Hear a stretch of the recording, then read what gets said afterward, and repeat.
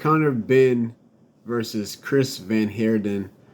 It's I guess it's official, but I wanted to get into it just because some people might not really know anything about Chris Van Heerden, and so they might think that he's a slouch or whatnot. But it is definitely a stepping stone for Conor Benn, but it's a necessary stepping stone. So um, we're going to go ahead and get into this. But if you don't mind, please hit that like button and also subscribe and also hit the notification bell so that way you can get notified of all the good content that we got this year and beyond. So let's go get into it. Conor Benn, 5'8".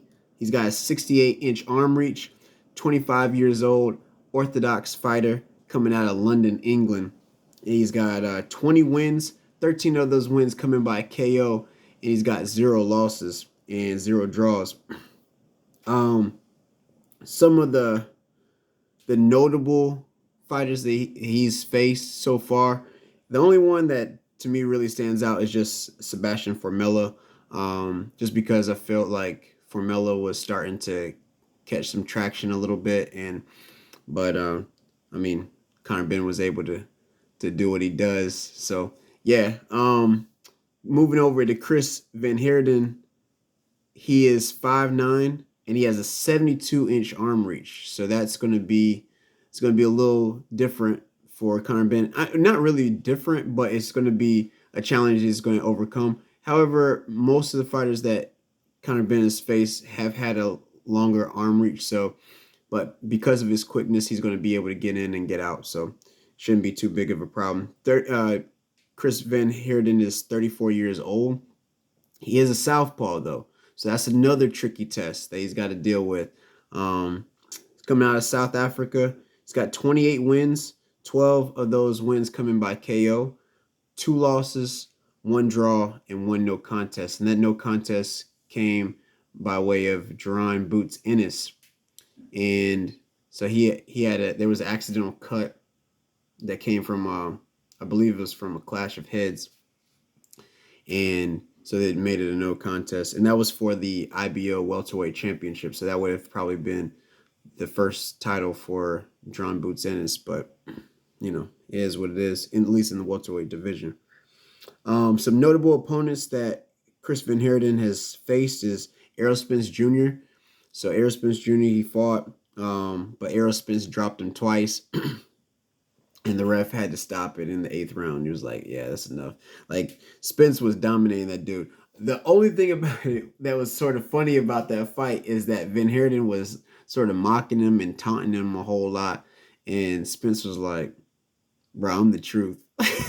I'm, I'm the truth. Like, I don't know what you're doing. So that was weird. And then the second fight was with Jerron Boots Ennis, where it was a no contest. So when it comes to top competition, Van Heerden he's just not ready. So whatever.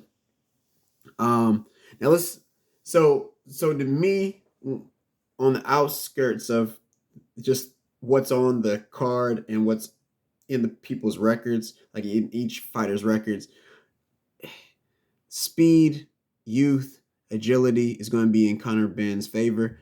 Chris Van Heerden, he has a little bit of experience edge, but I don't really think that it's going to play too big of a role.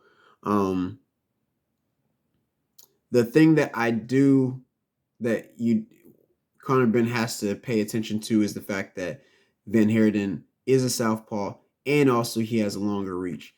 So if Van Heerden was good at being mobile and he was actually a very nimble type of fighter, like if he was able to sort of move around a lot and like he was very fluid with his motion, then I would say that would be an advantage. But Chris Van Heerden is really just not. So because of that, I don't think he's going to be able to use his jab effectively, and so he's going to try to make it a little tough fight, like make it a little messy. And we'll get into that in a few minutes, but yeah, that arm reach thing is going to be a problem that Conor Benn's going to have to overcome, and then fighting a southpaw.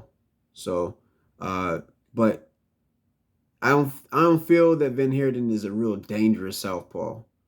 So,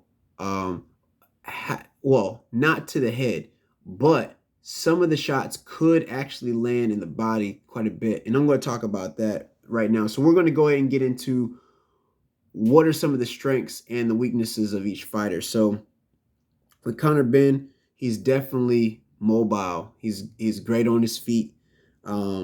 He circles to his left quite a bit, but he can get flat-footed when he's about to advance. When he's advancing on an attacker, he could sort of get flat-footed a little bit, and so that's an opening potentially when Van Heerden sees that in training camp. He should see, okay, look, he gets flat-footed, so that lets me know that he's going to advance on me. So if Van Heerden was quick enough, he could sort of evade at that moment. It's just something to keep in mind. But the other thing about Conor Benn is that he's actually, I wouldn't say just good, borderline great at evading attackers. So he can get out of there. He can definitely backpedal. He's good at it. He can get in, get out, and he doesn't have to really move his whole body either to evade. He can sort of move his upper torso back up just enough to stay in the pocket and then come back with a nice counter. We've seen him do it a few times. Another thing about Conor Benn is that he is good. He has good power with both hands.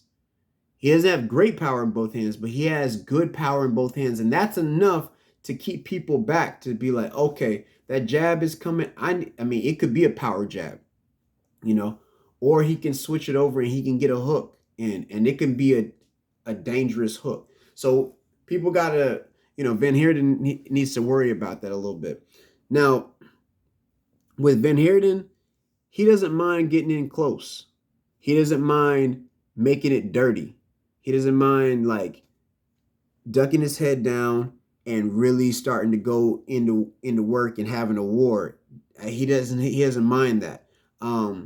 So he's going to have to do that with this Conor Benn situation.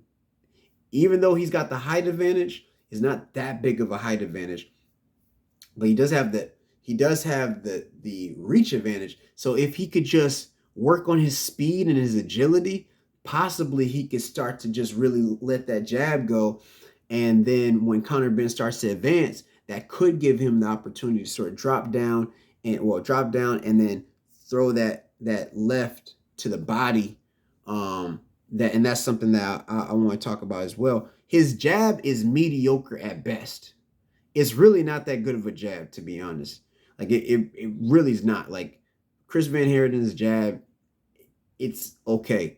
But he will go downstairs often. So that's what he needs to do. He needs to set up the jab, try to evade a little bit, let Conor Benn come in, and then drop low and catch a whole lot of body work. Another part is start to try to press early, get in there, put the earmuffs on, and then try to go to work, because you're really not that quick. So you either stay on the outside and be a counter puncher, or you need to go ahead and make it dirty and get some body work in real quick. So, but by far, Van Heerden is also significantly slower than Conor Benn. I mean, it's going to be very evident, because if Errol Spence Jr. can be looking that quick in there with Van Heerden, then Conor Benn has nowhere, I wouldn't say nowhere close to the power, but I'm just saying he doesn't have the power of Errol Spence, but he definitely has speed. So that's something that Van Heerden is going to have to deal with in this. Me personally, so I'm just going to get to my predictions right now, just because it's already close to 10 minutes. I feel that Conor Benn, this is going to be a stoppage. I wouldn't be surprised if it's a KO. However, Van Heerden, he might have a decent enough chin to survive, but I feel that I don't think he's going to get laid out or nothing like that, but I do think that Conor Benn is going to definitely get a stoppage victory. I think that the referee is going to be like, I've seen enough. It's too much. Stop it. That's my personal opinion. I don't know if it's going to come in the 9th round. I don't know if it's going to come early in the 6th round-ish, but I think it's happening. I think it's going to be a stoppage. Excuse me. I think it's going to be a stoppage victory for Conor Benn. That's just how I feel. I think Conor Benn is definitely um, becoming an elite welterweight, and I don't see Van Heerden really stopping him. However, Conor Benn is going to have to figure out the southpaw situation in the first and the second round, and he's also going to have to figure out the distance of that jab. It's a significant difference, but because the height advantage is really not that great for Van Heerden, it's just an inch. I think Conor Benn's going to be fine. So probably he's going to crack the code around the end of the second round, going into the third, and then it's going to be all she wrote. I feel like the fifth. I think probably from the the third round onward, it's going to be Conor Benn, and then I'm thinking like sixth round, he could probably get him out of there with a stoppage, or in the ninth round, like a late. But I'm thinking six or nine stoppage for Conor Benn. So that's my prediction. Hey, if y'all think it's warranted, go ahead and put a comment in the comment section below. Let me know what you think. You think that Chris Van Heerden is gonna shock the world with this one, or you think it's definitely a Conor Benn? Y'all let me know. Put in the comment section below. And as always, peace, one love. Oh, wait. And also just, hey, look, if you seeing some stuff on the channel that you really like and you really want me to do more of it, yo, put the stuff in the comments. I want to hear from you. I want to know what y'all got and what you think is working and what you think is not. I really want to know so that way I can get better. Like, I'm not trying to be mediocre. Like, I want you to understand. That's the reason why I got this little stand and everything like that. Got the light and stuff. Yo, I'm trying to make it better. Trying to have more quality. Trying to be better. Like, you might see some things that are okay, but look, dude, I'm trying to make it better. If you can think of some things, let me know. If you want whatever, y'all tell me. But that's what I'm trying to do, man. I'm trying to make it better for all y'all. So yeah. With that being said, as always, peace, one love. We out of here.